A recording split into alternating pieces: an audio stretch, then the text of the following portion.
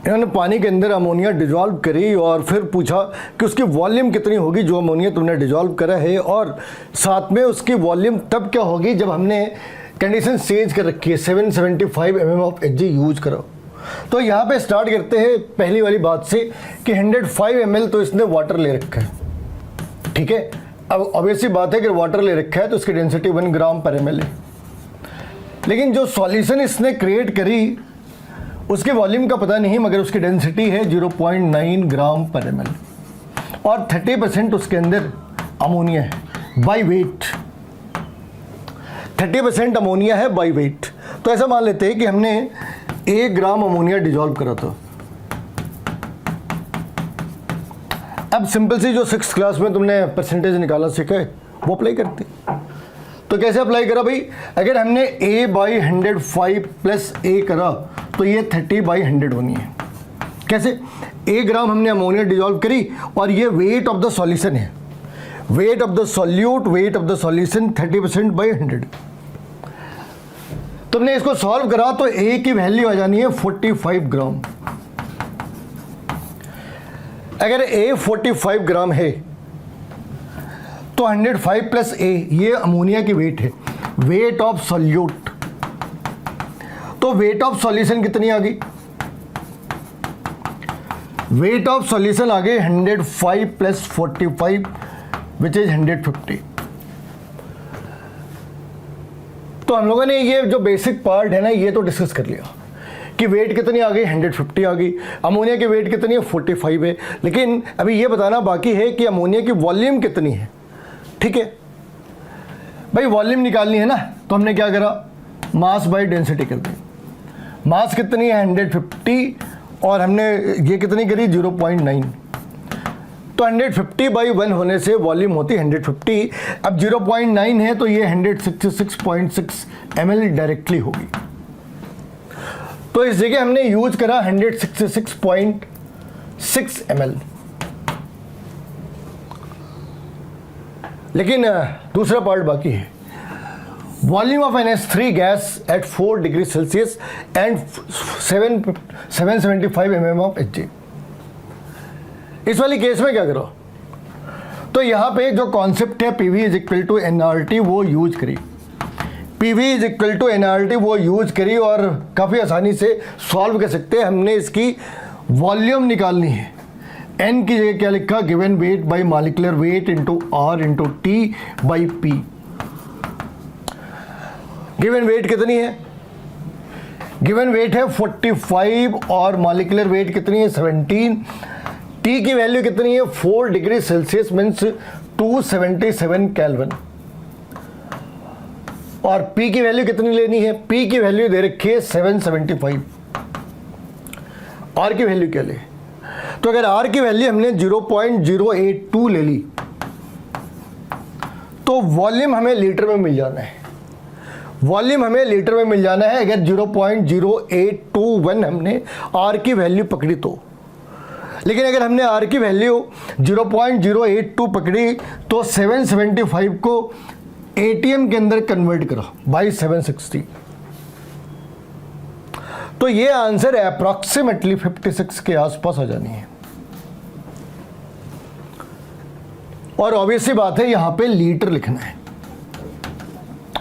तो इसके आंसर क्या होंगे। इस वाली पार्ट के अंदर हम लोगों ने क्या लिखा, इस वाली पार्ट के अंदर यहाँ पे ग्राम पर ml है तो ये वैल्यू ml के अंदर आ गई। इस वाली केस में हमने R की वैल्यू ले रखी है 0.0821 तो वॉल्यूम लीटर के अंदर आ गई। इस डिफरेंस का तुम्हें ध्यान रखना है। एक्चुअली ये कॉम्बिनेशन है 4 चैप्टर्स के, mole concept, hydrocarbon, alcohol, aldehyde, ketone, इन सबको मिलाकर ये प्रॉब्लम है आसान, मुश्किल साथ दिखता जरूर है।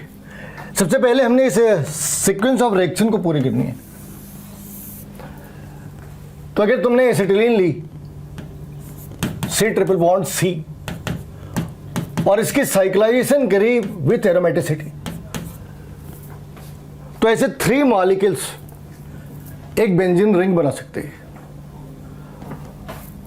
और फिर अगर तुमने इसकी एरियल ऑक्सीडेशन इसको तुमने इसके साथ रिएक्ट कराई, यहाँ पे इस चीज़ का ध्यान रखना, इस क्लोरीन के बाहर आते ही यहाँ पे एक पॉजिटिव चार्ज हो सकता है, लेकिन 1 degree carbocation is less stable then 2 degree carbocation.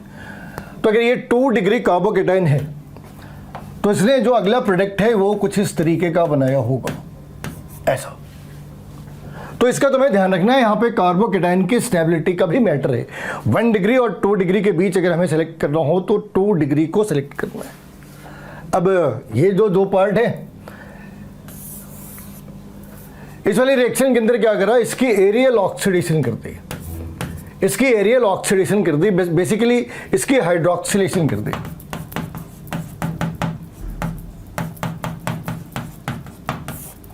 इसे हॉक प्रोसेस भी कहते हैं। और ये फिनॉल बनाने का इंडस्ट्रियल मेथड है, ये फिनॉल बनाने का एक इंडस्ट्रियल मेथड है।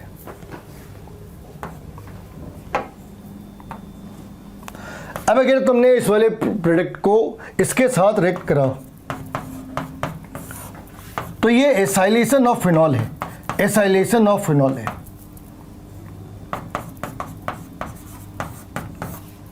इसे सॉके-बॉमन रिएक्शन कहते हैं।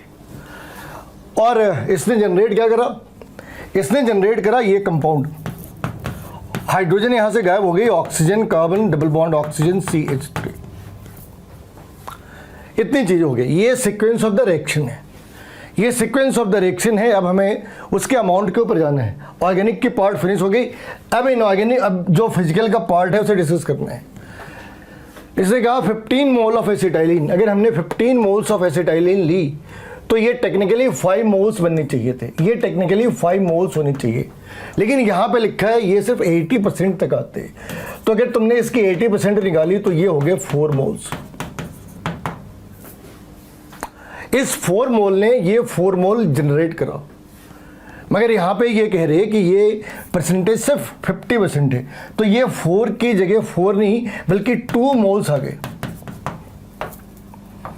15 ले रखी थी, 5 होनी चाहिए थे, बट उन्होंने कहा कि 80% ही उसकी एफिशिएंसी है, तो 80% एफिशिएंसी पे ये 4 मोल्स बन जाते हैं। अगर आगे इसको कन्वर्ट करा होता 100% पे तो 4 मोल्स ये कंपाउंड जनरेट होनी थी, मगर अब ये 4 की जगह सिर्फ 2 है।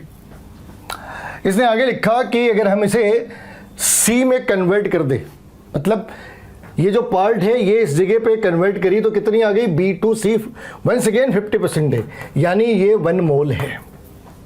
अब ये कह रहे हैं यहां से यहां 100% है, यानी ये भी 1 मोल ही है। एक बार फिर से देखो, 80% पे 4 आ गई, नेक्स्ट स्टेज पे 50% है, 4 की 50% 2 आ गई, नेक्स्ट स्टेज वापस 50% एफिशिएंसी है, तो 2 को 1 में कन्वर्ट करा, लेकिन लास्ट स्टेज के अंदर 100% है, तो वो वापस 1 मोल जनरेट हो रही। उसने तुमसे इतनी सारी लंबी बातचीत के बाद यही पूछा कि भाई साहब आप ये बताओ कि जो प्रोडक्ट B है उसकी वेट ग्राम में कितनी है। तो 1 मोल की मॉलिक्यूलर वेट कितनी हो गई, ये हो गई 77, और ये कितनी आ गई, ये सारी मिला के कितनी आ गई, 2 ऑक्सीजन ले ली 32 प्लस 1 कार्बन 12 प्लस 15, इन सबको ऐड करा 136 आ गई। 136 means option 3 is the correct statement. ये तुम्हें देखकर थोड़ी कॉम्प्लिकेटेड सी लग सकती है, मगर है आसान सी प्रॉब्लम। इसने बातें क्या करी, ये कह रहा है x ग्राम ऑफ SN, अगर हमने यहाँ पे SN पकड़ ली और ये x ग्राम है, ठीक है, इसने रिएक्ट किसके साथ करा, इसने रिएक्ट करा HCl के साथ, और फिर y ग्राम नाइट्रोबेंजीन के साथ रिएक्ट करा, इसने नाइट्रोबेंजीन के साथ भी रिएक्ट करा जो y ग्राम है, और फिर इसने जो प्रोडक्ट बनाई, जो भी प्रोडक्ट बनाई, उसने HCl के प्रेजेंस में एक सॉल्ट क्रिएट कर दी। लेकिन यहाँ पे सॉल्ट के साथ इसने एक एडजेक्टिव यूज करा है, organic salt. It means there is the possibility, there can be a possibility they may have the inorganic salt also, but that inorganic salt is not the consideration at this moment.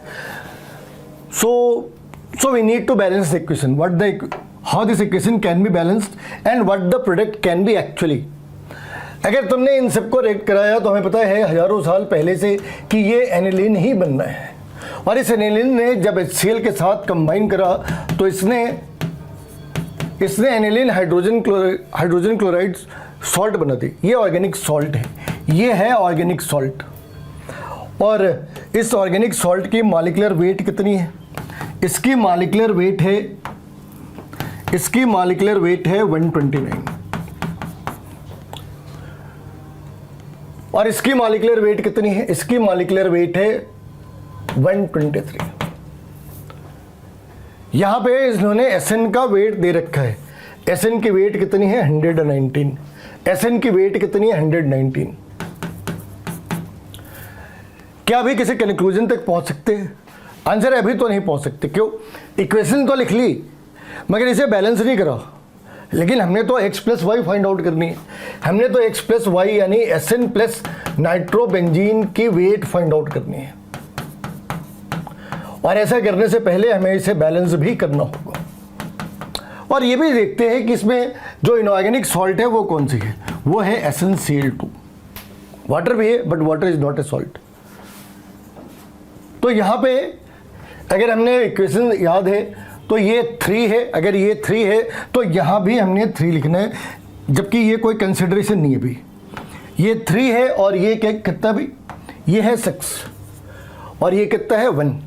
अगर ये 1 है तो ये भी 1 है। ठीक है, इसने कहा कि ये कितनी है भाई? 1.29। इसकी खुद की मॉलिक्यूलर वेट कितनी है? 129, यानी कि 0.01 of aniline hydrogen chloride has been generated. 0.01 moles of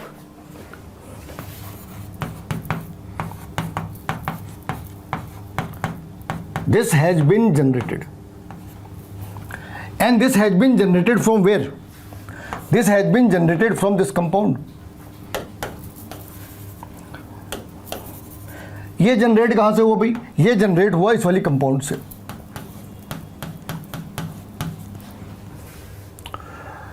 इनमें मोल रेशियो कितनी है? इनमें मोल रेशियो कितनी है? 1:1। यानी अगर ये 0.01 मोल कंज्यूम हुआ कि जनरेट हुआ तो ये 0.01 मोल इसने खुद को कंज्यूम करा। तो इसके 0.01 मोल की वेट कितनी हो जानी है? मल्टीप्लाइड बाय 123, तो ये आ गई 1.23 ग्राम। ये वैल्यू किसकी है? वाई की वैल्यू है। और अगर ये 0.01 मोल है, अगर ये 0.01 मोल है तो ये 0.03 मोल्स होनी चाहिए। कोई शक तो नहीं है? अगर ये 0.01 मोल है तो ये भी 0.01 मोल है, बिकॉज 1:1 का रेशियो है। लेकिन अगर हम इसकी बात कर ले तो ये 3:1 का रेशियो है। अगर ये 0.01 है तो 0.03 moles of acid has been taken. तो 0.03 मोल्स ऑफ एसिड, इसकी वेट कितनी हो जानी है? 0.03 मल्टीप्लाइड बाई यहां पे दे रखा है फाइनली इट्स 119। तो ये वैल्यू कितनी आ गई? Approx 3.5 approx. हमने एक्स और वाई को ऐड करना है तो ये हो गई अप्रॉक्स 4.7। आंसर है ऑप्शन नंबर 4। इस वाले केस में हमने क्या देखा? एक बार फिर से ये कॉम्बिनेशन है किसकी? Mole concept plus organic reactions की। इस बार ये बेसिकली ये इनऑर्गेनिक का पार्ट है, या फिर ऐसा भी कह सकते हैं कि ये पूरा ही पार्ट ऑर्गेनिक का है नाइट्रोजन एंड इट्स कंपाउंड के अंदर। तो नाइट्रोजन एंड इट्स कंपाउंड यानी अमाइंस वाली पार्ट के साथ मोल कॉन्सेप्ट को कंबाइन करा और ये प्रॉब्लम आ गई।